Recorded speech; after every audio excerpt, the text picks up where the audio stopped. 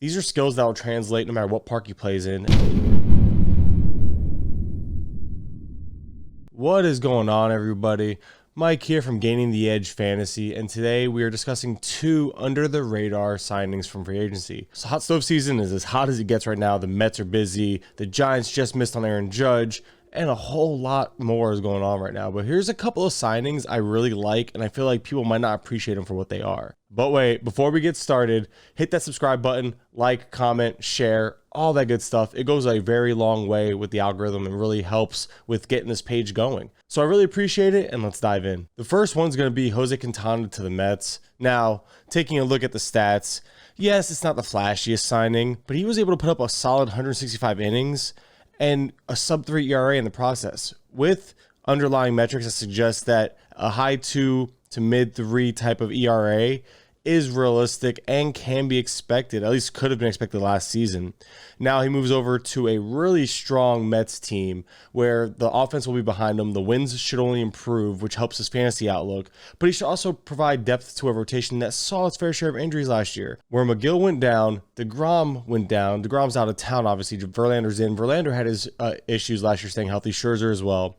I think Quintana's just a solid, steady back end of the rotation piece. I don't think Bassett is returning to New York, so I think Quintana kind of takes over that spot. This kind of pushes Peterson and McGill fighting for that fifth spot, but again, it provides depth for a team that's going to need depth throughout this season. Now, Quintana will provide fantasy value in the fact that he's going to give you innings late. In the leagues that you are actually rostering Quintana, it's going to be either a streamer on 2 start weeks, or it's going to be a deeper league or a points league where pitching gets pushed up, and he is going to provide you that depth and those innings, and that's kind of all you're drafting him for. We saw him have success last year, but this was off the backs of, again, a little bit of a change in pitch mix. We saw him increase the changeup, we saw him increase the curveball while decreasing the fastballs. Now, the strikeouts weren't there, but the production was, and if he's limiting hard contact, he's able to keep the ratios under control. And again, he's getting to a really solid team. I think it's a good move for him from fantasy and real life perspective. The next move I want to discuss, and I think is being really slept on, is Mitch Haniger to the Giants. Now, I know health has been an issue for him, but it's mostly been like fluke injuries, especially the testicular thing. I think it was testicular torsion or something happened when he got hit in the testicles.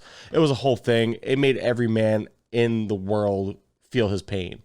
But looking at him, like, he's just such a solid producer. He hit 39 home runs just 2 years ago in 2021, and that was with Seattle. He's moving to San Francisco, which isn't the best hitters park, but it's a park where he can still flourish because that power is going to play no matter where he goes. He's a career 345 WOBA, 122 WRC plus player. That is a strong offensive contributor. He consistently posts max exit velocities of at least 110 miles per hour or better over the last 2 years. He's in the 72nd percentile in 2022. Not to mention, Haniger also had hard hit rates of at least 45% the last 2 years as well. He barrels the ball very well. He actually has a double-digit barrel rate each of the last 4 seasons. These are skills that will translate no matter what park he plays in. I think Haniger is going to be appreciated from Giants fans. I think where he gets overlooked is the fantasy realm, where outfield is super thin this year, especially in deeper formats. Haniger is an outfield eligible player, and he has power, and both power and, again, outfield is just not easy to come by. So I think you can get Haniger, who has 30 home run potential, which can't be said for that many players with this dead ball era. So I think Haniger is being overlooked from fantasy circles and should be somebody you consider, especially when you get into these later rounds as outfield starts to get thin. I hope you like this video. Kind of just came to mind last minute, threw it together. So like and subscribe on your way out. Check out the rest of our videos, and until next time, we'll talk soon.